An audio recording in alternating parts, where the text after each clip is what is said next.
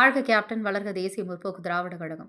மண்ணை விட்டு மறைந்தாலும் மக்கள் மனதில் நீங்காத இடம் பிடித்த மனித கடவுள் கேப்டன் அவர்களின் ஆசையோடு கழக பொதுச் செயலாளர் பிரேமலதா விஜயகாந்த் அவர்கள், கழக பொருளாளர் எல். கே. சுதீஷ் அவர்களின் ஆலோசனையின் பெயரில் இன்று தேசிய முற்போக்கு திராவிட கழக அமீரக பிரிவு சார்பாக இஃப்தார் நிகழ்வு 2026 கடந்த 20 ஆண்டு காலமாக இஃப்தார் நோன்பு திறக்கும் நிகழ்ச்சி துபாயில் நடைபெற்றது.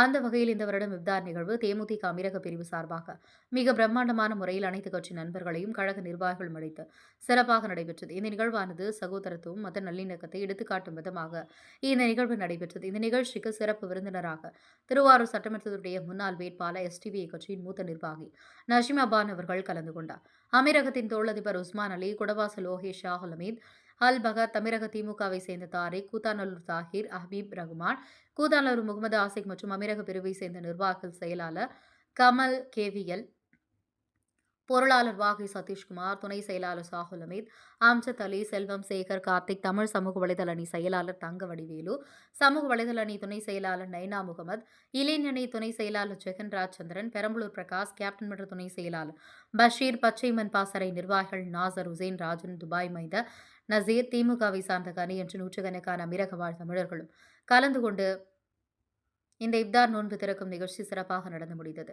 இந்த நிகழ்வுக்கு வருகை தந்த அனைவருக்கும் அமீரக பிரிவு செயலாளர் கமல் கேவி அவர்கள் நன்றியை தெரிவித்துக் கொண்டார்.